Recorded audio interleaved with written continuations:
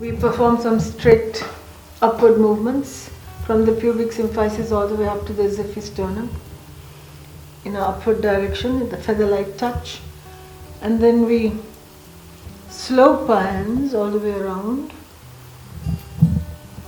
gathering the energy to the midline.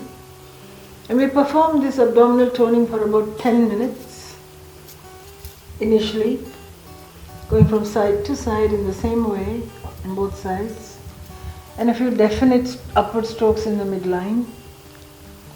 And after we have smoothed all the energy within the intestines and in the relationship between the gut and the womb and the baby, I will then position the mother in such a way that I can reach the exact surface marking of the pancreatic zone, so that I can perform the drainage of the pancreatic gland initially for 10 minutes as I invite her to roll over gently onto her right side so that it exposes the left side of her body.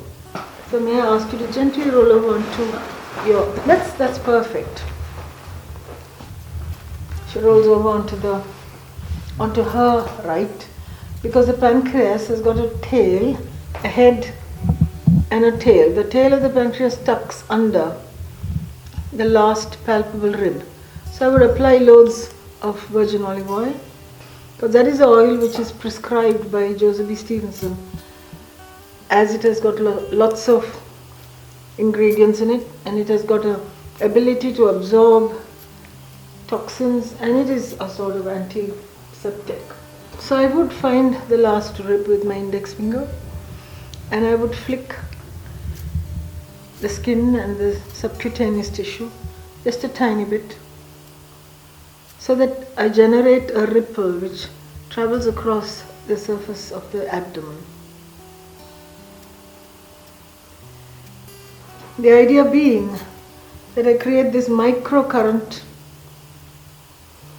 of drainage which passes down all the different levels in a molecular way, all the way down to the pancreatic head. The pancreas has got a surface marking of a head right here, deep set within the abdomen, and a body and a tail. So my whole intention is to flick the tail of the pancreas, to draw all the secretions into the head of the pancreas through the beautiful pancreatic duct.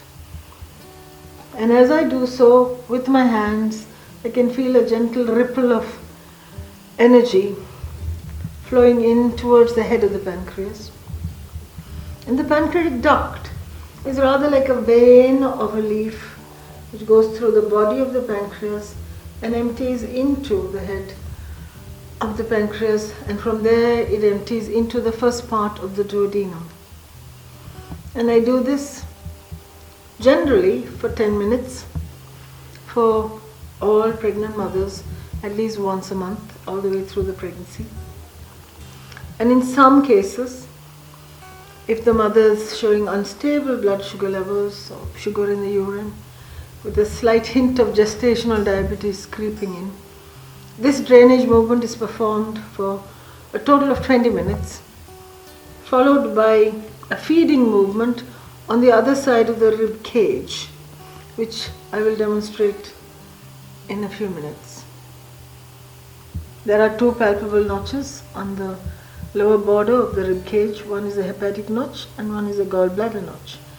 And the feed line is from below the hepatic notch to almost the gallbladder notch, and then stroking my thumb towards the head of the pancreas, which originally I had demarcated. It's a surface marking of a rounded head of the pancreas, a body and a tail. And this feeding movement in a normal pancreatic treatment is 1/3 of the time of the drainage. So if I was to drain for 10 minutes, I would feed for a little more than 3 minutes.